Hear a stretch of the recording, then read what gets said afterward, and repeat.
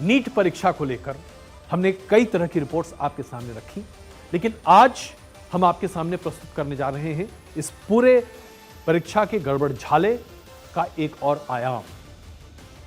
NEET fraud hashtag ये जबरदस्त तरीके से सोशल मीडिया पर ट्रेंड कर रहा है, और वो इसलिए क्योंकि इस बार ये पहला मौका है कि 67 टॉपर्स 720 नंबर लेकर आ गए, और मेडिकल एडमिशंस को लेकर इतना बड़ा गड़बड़ झाला आज तक पूरे तरीके से सामने नहीं आया।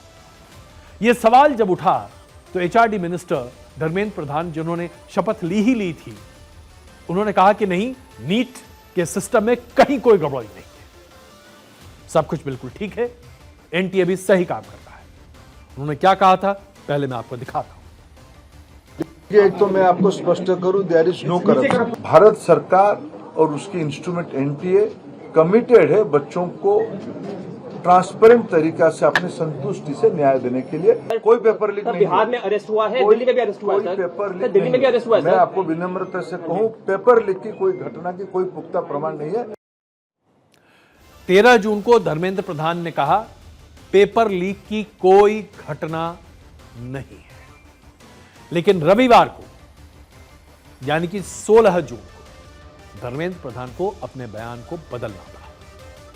उन्होंने कहा कि नीट एग्जाम में गड़बड़ी की बात है, और अपने पहले स्टेटमेंट को उन्होंने 72 घंटे के अंदर जिस तरीके से बदला है, यह अपने आप में बताता है कि चीजें कैसे बदली हैं बीते 72 घंटे में। उनका बदला हुआ स्टेटमेंट अब आपके सामने। नीट के संबंध में 2 प्रकार की अव्यवस्था की विषय सामने आई है। हम वो सारा विषय को एक निर्णायक स्थिति तक ले जाएंगे। उसमें कोई भी बड़े अधिकारी हो, एनटीए की कितने भी बड़े दायित्वधारी हो, अगर वो उनमें गुनहगार पाए जाएंगे उनको भी छोड़ा नहीं जाएगा। और एनटीए में बहुत सुधार की आवश्यकता है। कुछ विषय, एनटीए एक स्वायत्त संस्था था, लेकिन एनटीए की बारे में सुधारने की बहुत आवश्यकता है। अब सवाल यहां पर यह उठता है कि एचआरडी मिनिस्टर धर्मेंद्र प्रधान ने 72 घंटे में ऐसा क्या पा लिया जिसकी वजह से उन्हें यह कहना पड़ा कि एनटीए में बहुत सुधार की आवश्यकता है। क्यों बहुत सुधार की आवश्यकता है?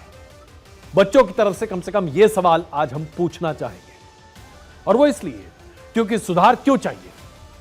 बड़े पैमाने पर धांधली हो रही है नीट में, इसका हम आपके सामने प्रमाण रख रहे हैं। जैसे कि स्पष्ट हो गया है कि बिहार में कि पेपर लीक नीट का बड़े पैमाने पर हुआ है।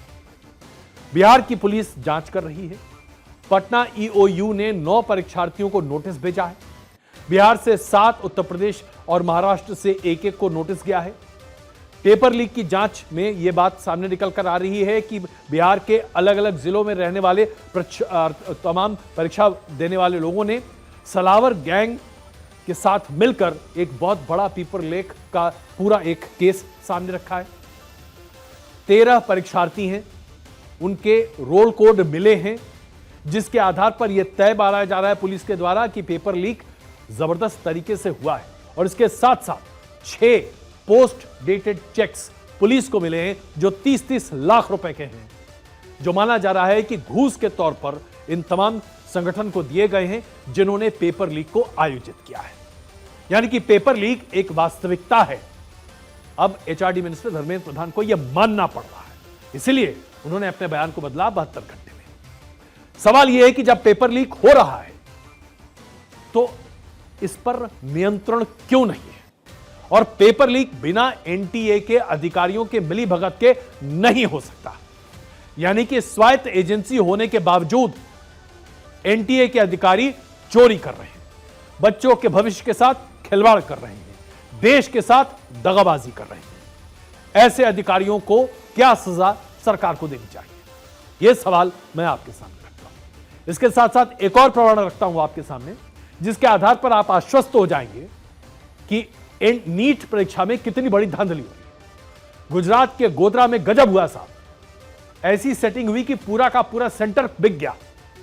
गोधरा का जालाराम स्कूल सवालों के घेरे में तब आया जब 30 छात्रों को गलत तरीके से एग्जाम दिलाने का आरोप लगा। सेंटर पर गुजरात के छात्र नहीं थे, ओडिशा, कर्नाटक और झारखंड के छात्र गोधरा गए थे और वहां पर वो अपना पेपर दे रहे थे। ये 10-10 लाख रुपए दिए जाने की खबर है इस पूरे पेपर के लेकर। परशुराम राय नाम के एक व्यक्ति पर डील कराने का आरोप है। परशुराम राय के ऑफिस से 2 करोड़ 30 लाख रुपए का चेक मिला और उसी स्कूल जहां पर इसके टेस्टिंग हो रही थी वहां पर तुषार भट्ट की गाड़ी से 7 लाख रुपए बरामद किए गए। 5 लोगों को तुषार भट्ट को मिलाकर गिरफ्तार किया गया है। अब आप समझिए, आप बिहार में पेपर लीक की बात निकल कर आती है, 13 लोग वहां पर गिरफ्तार किए जाते हैं, वहां पर जांच चल रही है। गोधरा में सेंटर पूरा बिक जाता है, पुलिस को सही समय पर पता चल जाता है, स्थानीय अधिकारी काम करते हैं और जब वहां पर सेंटर पर सही तरीके से टेस्ट होता है साहब, तो छात्रों को 600 नंबर भी नहीं आते, 720 तो दूर की बात। ऐसे में क्या निकल कर आ रहा है? कुल निकल कर यह आ रहा है कि बड़े पैमाने पर नीट मेडिकल एग्जाम्स में धांधली है, गड़बड़ी है और बच्चों के भविष्य के साथ खिलवाड़ किया जा रहा है।